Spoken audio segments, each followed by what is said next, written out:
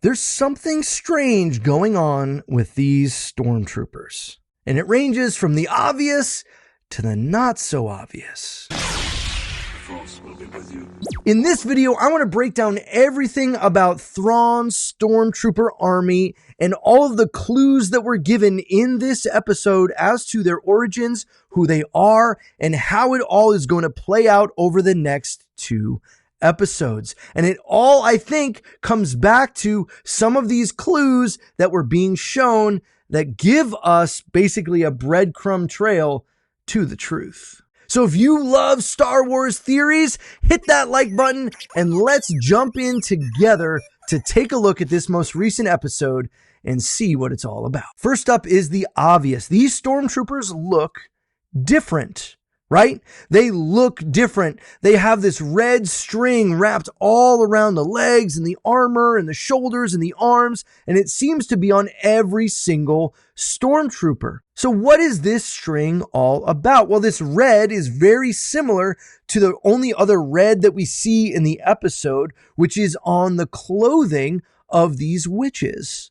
So it leads some kind of connection, I think, between the witches that we're seeing, these witches of Dathomir, the Night Sisters, all that weird dark magic stuff, and some kind of connection between this very visible difference we see in the stormtroopers. Second in their appearance are these cracks filled seemingly with gold, which is very reminiscent of Japanese pottery called kintsugi. And this is a Japanese form of pottery where they take broken shards and put them back together, and then as they've been put back together, they then paint these cracked lines with a gold powder or a silver powder, and it kind of is this beautiful bowl or arrangement or pottery, whatever it's going to be. It takes what was broken and now makes it usable again, makes it beautiful again, gives it new life, brings something that otherwise would have been dead and garbage and gives it new life. When we look at these stormtroopers,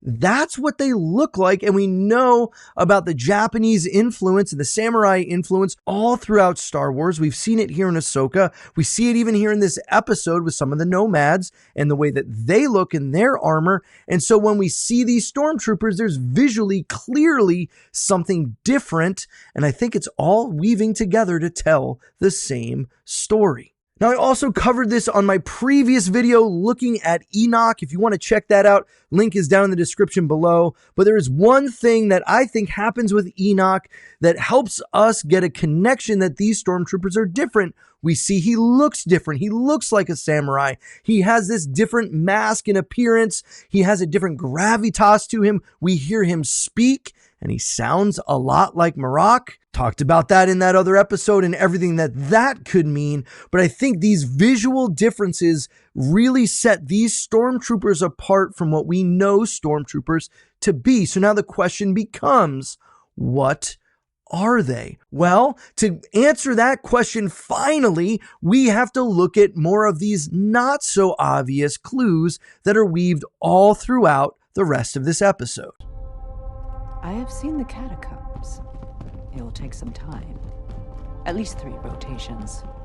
An acceptable time frame. Morgan Elsbeth mentions the catacombs, which she has seen, and says that it's going to take up to 3 rotations to be able to take whatever is in those catacombs and transport it onto the Eye of Sion and eventually back to the other galaxy, the Star Wars universe. And so when we hear that, it makes us think, okay, what are catacombs? Usually catacombs are referencing underground cemeteries where bodies will be buried or held. They can have religious significance as well. So when we're talking about the catacombs here that she has seen, she's not referencing something that's already on the Crimea, but instead probably something that's in the ground underneath this pillar, this temple, or whatever it is that they're on, that they're going to go down, get these bodies most likely, or at least uncover whatever is there in the catacombs to transport back. And it certainly feels like whatever it is they're transporting are most likely body type shaped figures. We see them almost being transported in these coffins. And so that's a clue as to, why would they need these bodies from these catacombs? What in the world could be the purpose? And is this related to our understanding of these stormtroopers? I'm going to propose that there's a thread linking all of this together. Make sure you stick with me all the way to the end so that you can see that come together. Then we also have Thrawn mentioning death and resurrection. This comes in his conversation talking about Ahsoka, thinking she was dead, but not really, now she's alive. And it doesn't necessarily feel like a big deal, but when you start to think about why would he mention it in that way? After all, death and resurrection are common deceptions played out by both Night Sister and Jedi. That she had died and come back to life. It starts to get the wheels turning of, what else might be dead and coming back to life? Are there other clues that would lead us to believe that maybe some of these corpses that are being transported are going to be a part of something that comes back to life? That's what I start to get the sense of. Now, a big moment in this show is when Thrawn honors the agreement of Baylan towards Sabine to let Sabine go and try and find Ezra. And then, after that, he allows Baylan and Shin to go follow Sabine and gives them the task of killing Sabine and killing Ezra if Sabine finds him. And then we get this conversation between Morgan and Thrawn, where clearly Thrawn has no care in the world as to whether or not Baylan and Shin come back. For all he cares, they can all be stranded here on Pentos. For all he cares, they can all just be left behind, stranded on Pentos, and it doesn't matter. So you might be wondering, what in the world does that have to do with these stormtroopers? Think about Thrawn. What do we know from Thrawn, from the expanded universe, from other shows? He has a desire to use whatever is most powerful to get him to his objective. This is why he would go and get Jorah Sabayoth and use him to help further his goals for the Empire in the Thrawn trilogy, the novels by Timothy Zahn.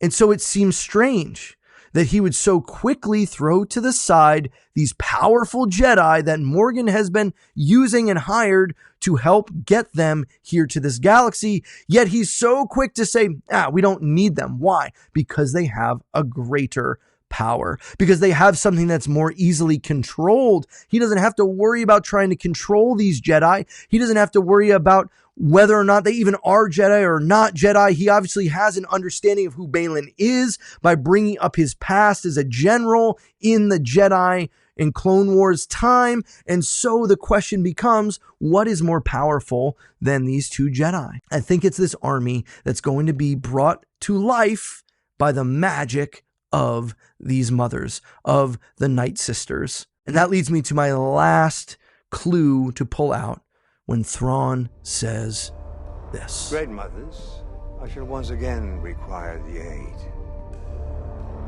of your dark magic.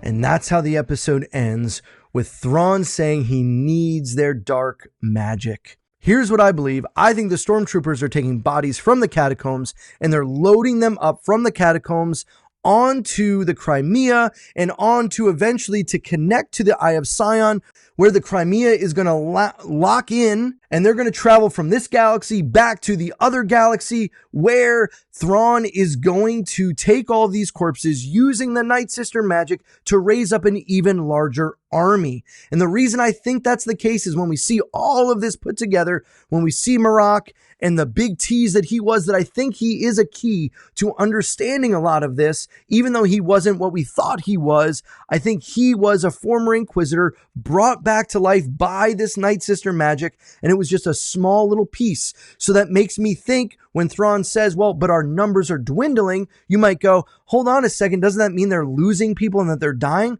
Well, maybe once these corpses are reanimated, you can't keep doing it, and you need bodies to be able to bring them back to life.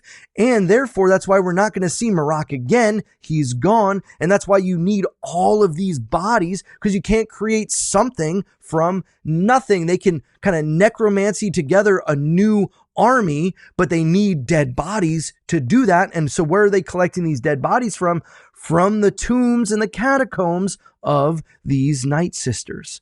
And so when we think of these stormtroopers, they are not normal stormtroopers.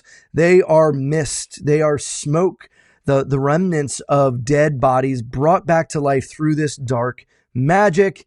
And that's what Thrawn has been relying on. That's why he doesn't care about the Jedi. An army of the undead is far more potent and more controllable than two rogue dark Jedi who you cannot control, who have clearly a desire of their own to go follow. This is why they're put together like Japanese pottery. This is why they're wrapped in those red cloths that kind of bind them in this magic. This is why they don't have unlimited numbers, because they can only make the stormtroopers that died back to life. All this comes together, and this is what I think is happening. Let me know what you think. Of course, that's just my opinion. Would love to hear what I missed. Are there other little tiny clues that might say otherwise, or something that I missed? Let me know down in the comments below. And remember, the Force will be with you always. Also, if you want to check out the video I talked about earlier, or me going into depth of who is Enoch in biblical literature and how that applies to this show, you can click right here. I'll see you over there.